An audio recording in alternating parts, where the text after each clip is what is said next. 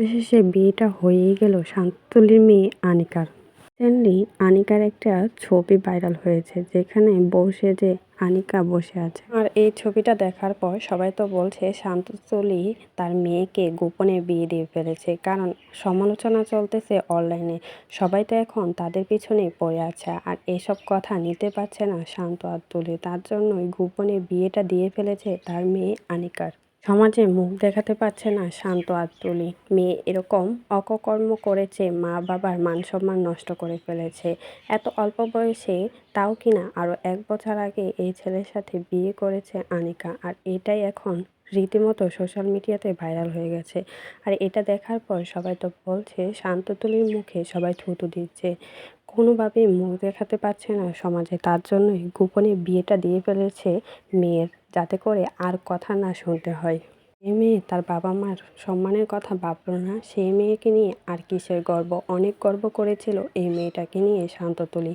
আর মা বাবার মুখের কালি দিয়ে নিজে নিজে একা একা ভালোবাসার মানুষকে বিয়ে করে ফেলেছে। আর এটা দেখার পর সবাই তো এখন দোষারোপ করছে শান্ত আর তুলিকে। সবাই তো বলছে ওরা যদি এই মেয়েটাকে লাই দিয়ে হোস্টেলে পড়াতে না দিত, তাহলে হয়তো বা এই দিনটা শান্ততুলিকে দেখতে হতো না। কারণ হোস্টেলে থেকে এই মেয়ে কিন্তু বিয়ে করেছিল এই ছেলেকে, আর একসাথেও থাকতো জামাই বউ। শ্বশুর শাশুড়িও কিন্তু জানতো, কিন্তু শান্ত আর তুলি তারা কখনোই এই সম্পর্কটা মেনে নিতে চাচ্ছিল না। তার জন্যই কিন্তু এতদিন পর্যন্ত ঘুরেছে। অবশেষে মা বাবাকে রাজি করে ভালোবাসার মানুষকে আবারও বিয়ে করলেন শান্ত তুলির মেয়ে আনিকা। যেখানে যায় সেখানেই এই ছেলেকে সাথে নিয়ে যেত, তবে সবাই দেখতো। তবে কেউই জানতো না এই ছেলের সাথে যে শান্ততুলির মেয়ে আনিকার বিয়ে হয়েছে। অবশেষে সবাই জানার পর ভিডিওটা আর ছবিটা দেখার পর সবাই তো বলছে এই মেয়েকে এই ছেলের সাথে কতই না ঘোরাফেরা করতে দেখেছি, কতই না কট খেয়েছে, এখন দেখি এই ছেলেকেই বিয়ে করেছে।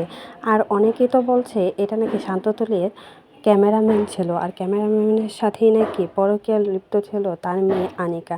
তো এই বিষয়ে যদি কোনো মতামত থাকে সেটা কিন্তু অবশ্যই আমাদের কমেন্ট বক্সে কমেন্টে জানাতে ভুলবেন না।